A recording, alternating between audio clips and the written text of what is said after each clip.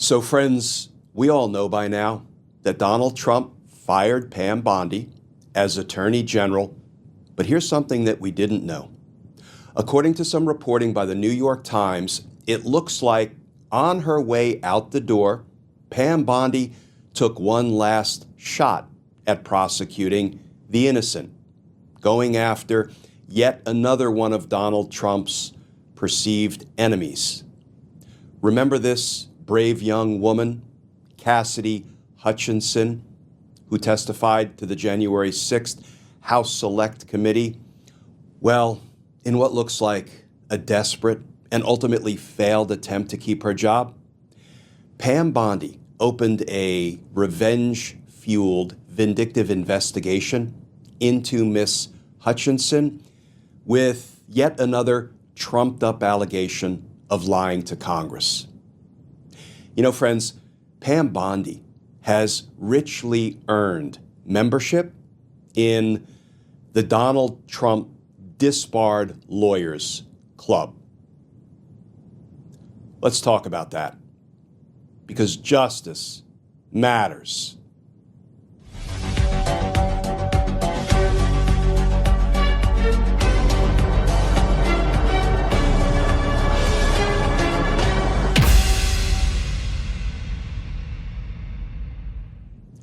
Hey all, Glenn Kirshner here. So friends, after failing over and over again to successfully prosecute Donald Trump's perceived enemies, James Comey, Letitia James, Senator Mark Kelly, Senator Alyssa Slotkin, 4 other members of Congress, Jerome Powell, and on, it looks like DOJ is getting ready to fail again. Here's the new reporting. This from the New York Times. Headline: Justice Department's Civil Rights Division is investigating Cassidy Hutchinson, who testified against Trump. And that article begins: the Justice Department has assigned its Civil Rights Division to investigate Cassidy Hutchinson, a former White House aide who outraged President Trump 4 years ago after her testimony before Congress implicated him in the violence that erupted at the Capitol on January 6, 2021, according to 4 people familiar with the matter. The move, meaning assigning an investigation like this to the Civil Rights Division, was a highly unusual one by Justice Department leadership. Directing a criminal case that appears to involve accusations of lying to Congress to a specialized unit that normally focuses on systemic civil rights abuses like police misconduct and racial discrimination. And yet, the decision was in keeping with the administration's bid to find new ways to use and abuse, my editorial edition, the powers of the federal government to target Mr. Trump's political opponents. Those efforts persist even though the department has struggled to carry out the president's demands for retribution and has increasingly hit roadblocks from judges, grand juries, and even some of its own prosecutors. Roadblocks, I might add, because these people committed no crimes. And Donald Trump is having his dirty DOJ leadership try to prosecute the innocent. Talk about big ticket ethical misconduct. Indeed, talk about a conspiracy against the rights of the innocent. All my editorial edition. The article continues. The inquiry into Miss Hutchinson was opened in recent weeks as the former Attorney General, Pam Bondi, was trying to shore up her shaky standing with the president, according to 2 other people briefed on the efforts. Miss Bondi sought to move aggressively against Miss Hutchinson and other investigative targets singled out by Mr. Trump in an effort to placate him. Mr. Trump fired Miss Bondi last week in part because she failed to push his increasingly unreasonable demands for revenge against his adversaries through the courts. He named Todd Blanche, her former deputy, as the acting attorney general, although Mr. Blanche will probably face similar problems in satisfying the president's instructions to bring criminal charges against political targets with little to no evidence or legal justification. Friends, there is so much corruption and abuse of prosecutorial power to unpack in this legal development. First of all, in a desperate but ultimately failed attempt to keep her job, Pam Bondi misuses the power of the Department of Justice to launch yet another vindictive investigation, this time into Cassidy Hutchinson. And that investigation gets assigned to the Department of Justice's Civil Rights Division. Do you know what that division investigates? I mean, this from DOJ's own website. The Civil Rights Division of the Department of Justice, created in 1957 by the enactment of the Civil Rights Act of 1957, works to uphold the civil and constitutional rights of all persons in the United States, particularly some of the most vulnerable members of our society. The division enforces federal statutes prohibiting discrimination on the basis of race, color, sex, disability, religion, familial status, national origin, and citizenship status. And friends, do you know what else the Civil Rights Division is supposed to do and has always done? It has a sacred duty, an obligation to investigate officer-involved fatal shootings, like of Renee Good and Alex Preddy. That was one of the most sacred missions of the Civil Rights Division. And yet now, in what can only be called an Orwellian twist, DOJ's Civil Rights Division will now be perpetrating civil rights crimes by vindictively investigating and prosecuting Donald Trump's perceived enemies, though they committed no crimes. That is a violation of Cassidy Hutchinson's due process right, her constitutional right to be free from the federal government vindictively investigating and prosecuting her. So friends, can I break this down to its essence? What it means for DOJ's Civil Rights Division to actually violate the civil rights of the American people? It would be like if DOJ's Narcotics Division, rather than investigating and prosecuting narcotics crimes, like if they were going out into the street and violating our nation's narcotics laws, selling illegal narcotics. It would be like a bank robbery division going out and committing bank heists, rather than investigating and prosecuting bank robberies. That is what, in a very real sense, is happening here. DOJ's storied Civil Rights Division being used to violate the civil rights of people like Cassidy Hutchinson to be free from a vindictive prosecution. So friends, when we move through this dark and lawless period in our nation's history, and the dust settles and the rule of law comes back into the light of day, and it will, these people who are abusing and perverting the power of the Department of Justice must be put on trial for their crimes, just as other nations have done when corrupt regimes fall. Because justice matters. Friends, as always, please stay safe. Please stay tuned. And I look forward. Please Friends, as always, please stay safe. Please stay tuned. And I look forward to talking with you all again tomorrow.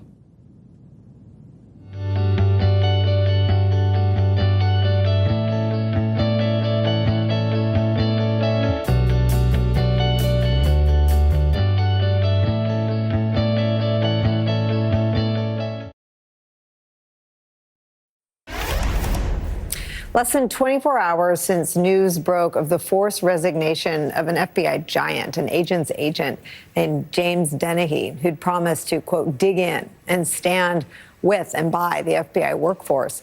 And fears of retribution have already taken hold. According to NBC News, quote, Dennehy's removal is likely to reignite fears of mass retaliation. And then there's Ed Martin, the top prosecutor in Washington, D.C., who has been on a tear to go after the perceived political enemies of Donald Trump.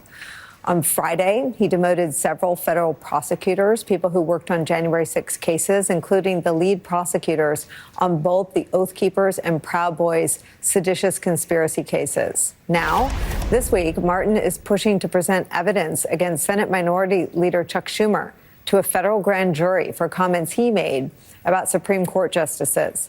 According to the New York Times, quote, Justice Department officials have thus far rebuffed the unusual request by Martin, a partisan ally of President Trump with no previous prosecutorial experience. Any one of these acts taken in isolation show a politicization of the rule of law in the Department of Justice under Donald Trump, but taken together, these acts portray the very portrait of weaponization that Donald Trump has yearned for and that Republicans have accused Democrats of doing for years now. Joining our coverage is Senator Sheldon Whitehouse, Democrat of Rhode Island. He's a member of the Senate Judiciary Committee. In the Republicans' conduct, there's always a projection and a deflection. And the weaponization of the DOJ and the FBI is a hard story to cover because by design, those are opaque agencies, right, to protect the prerogatives and the rights of the accused and people under investigation. But the purging of the department under a Republican president of folks who have clerked for Kavanaugh and Scalia and Thomas and other conservative justices is such a stark indicator of just how political they want to be and not necessarily conservative. What do you make of how far they've gone down this politicization and weaponization rabbit hole? As you've stated, with the MAGA types, accusation usually signals intention. You accuse your adversary of what you plan to do. So the whole weaponization saga that they've talked about and talked about and talked about and talked about was essentially a defense of explaining why Donald Trump, the criminal, was convicted of the crimes, and then B, a warm-up for their ability to actually weaponize the Department of Justice. And what going after these very senior, very respected people who have these terrific academic backgrounds. I mean, when you're a Supreme Court law clerk, you can make a lot of money doing anything you want. And when you want to work in the Department of Justice, it's because you care about that. And you are a very, very respected person. And so to take those people and trash them is done both to get them out of the way, but also to send a message to everybody else. We don't care who you are. We don't care how good you are. We're throwing you out of the department if you don't kowtow to our political motivations here. And what they don't seem to understand is it is the job of these senior FBI people to stand watch and police those institutional guardrails that protect the integrity of the FBI. So they're doing their job when they're doing this, and it's causing them to be fired, and the signal is foul. What can Democrats do in the minority to be debriefed by folks like Danielle Sassoon or James Dennehy about the weaponization and about what is actually happening right now? Yeah, I think we've got to step a little bit carefully because they've done a very professional thing. They have been asked to do something that violates the rules of the department and the standards for the administration of justice. And they've said, no, I won't do that. And instead of saying, okay, and backing off, this Trump administration has ushered them out the door.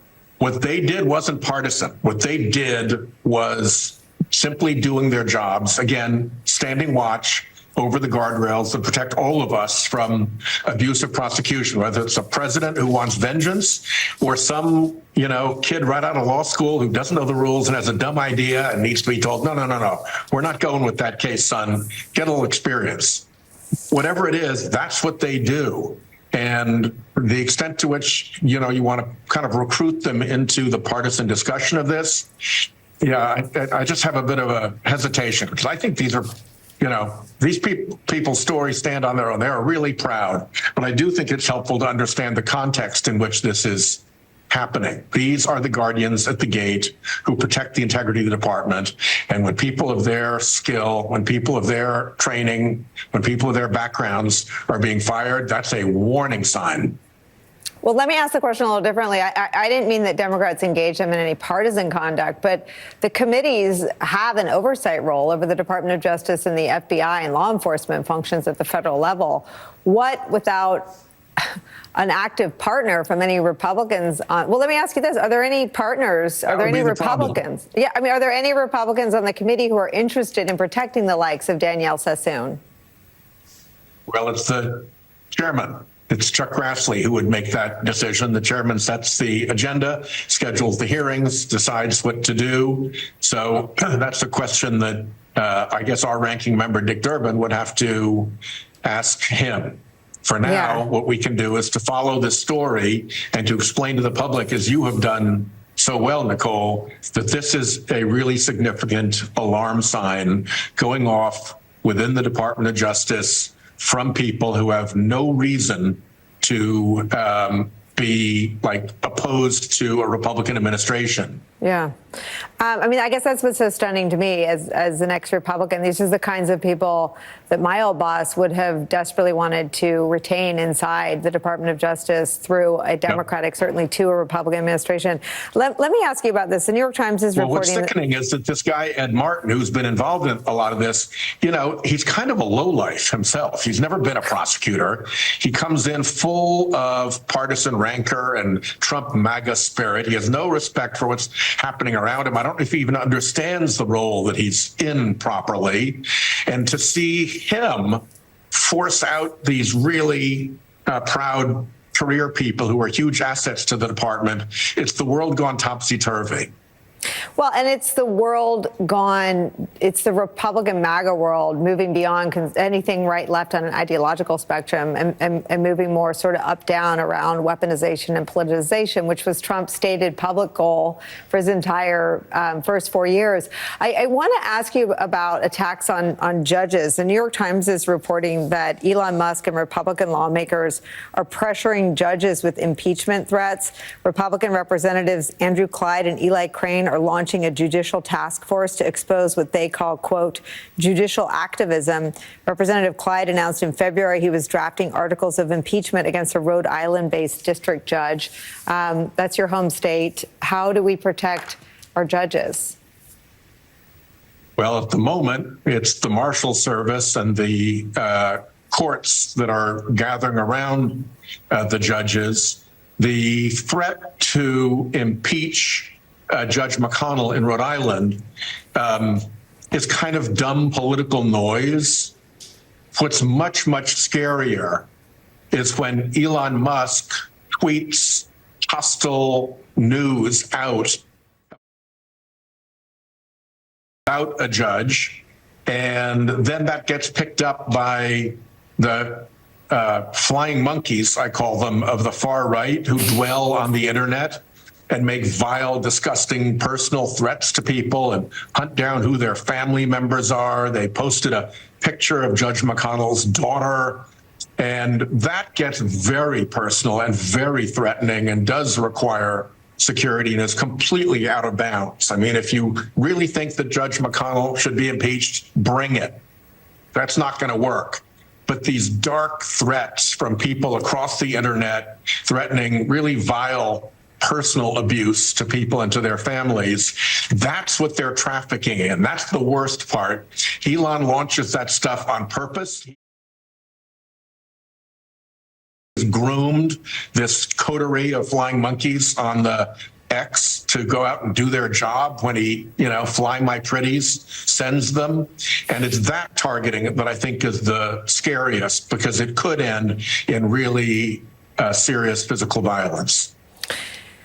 The two things together create this climate that is really unprecedented. Senator, I have to take a break. Can I ask you to stick around through the break? Come back to you on this side. Okay, we'll be back. We'll bring David Jolly in on it as well. Don't go anywhere. The people at the Capitol knew or should have known, and now we see they knew what was coming. They stood down. The more we find out about how staged and managed this was, the more we have to have less judgment on somebody who hits a cop, or especially when we've seen they were firing tear gas into the crowd long before it was operationally appropriate. That was Washington, D.C.'s top federal prosecutor, Ed Martin, in an interview last year, downplaying the acts of violence carried out against law enforcement officials protecting the U.S. Capitol on January 6th. We're back with Senator Sheldon Whitehouse and David Jolly. Senator, what is sort of the best case scenario for how much Democrats can protect the rule of law, at least in these first 2 years of Trump's presidency? Well, spotlights matter, attention matters, making sure that the department is following its procedures matter. This character, Ed Martin, just tried to get a grand jury investigation opened on Chuck Schumer for the terrific offense of having quoted from the Bible at the same time that he's pretending that people who actually beat cops and injured them with weapons shouldn't face any consequences. And that botched effort ran afoul of the procedures of the Department of Justice. So at least there's that sign that some safeguards are working there. And I think we need to make sure that people in the department who have those jobs understand that they will be supported when they do their jobs. David Jolly, the ability to understand what's happening inside the department does chill a little bit every time someone like James Dennehy is driven out. And he wrote an extraordinary resignation letter, as did Danielle Sassoon, as did her deputy on the Eric Adams case. So these two things are, I'm from California, so there's always a San Andreas fault sort of analogy coming from me, but they're pressing against each other in a way that it feels like it could lead to a spectacular rupture. Yeah, there's a bit of circular analysis here. I mean, one of the things we've seen in these first 50 days is a number of brave people standing up, either in a political situation, using their Senate seat like Sheldon Whitehouse has, or the case of the acting U.S. attorney in SDNY saying, I'm resigning, I'm not following your direction. What we're seeing from the IGs and others, what we're seeing from world leaders who are now treating Donald Trump like the bully he is, as opposed to a world leader. Those are great moments. But where the circular analysis does come in is with all of these resignations, there's also an equal chilling effect. I think your word's exactly right, the chilling effect. Not only does it remove those voices from the process and those checks on accountability, but it honestly chills people who are otherwise considering contributing to kind of the professional, legal, or political resistance to this. I mean, we all know his ability to launch an investigation is sufficient to quiet some voices who can't afford representation or can't afford the disruption of their life, using either a judicial investigation, a Department of Justice investigation, an audit, a termination of employment. For people considering running in 2026, there are so many opportunities right now for Democratic candidates to step up. This could be a great midterm. But if you're one of those potential candidates, you're thinking, am I willing to step into the fray in a high-profile environment and subject myself to a possible investigation through the weaponization of the Department of Justice or a financial audit? This is already having a chilling effect. And I think if that is the only thing the Trump administration accomplishes, and they are short of any actual charges or convictions, because most of these are superfluous and meaningless investigations, they've achieved what they hope to do, which is to quiet the voices of dissent. Senator Whitehouse, are you going to be there tonight? I've got my gag reflex just isn't working for that. Is that a no? No. Well, thank you for sharing that with us. And thank you for joining us today. David Jolly, thank you for spending the hour with us. We're going to sneak in one more break. We'll be right back.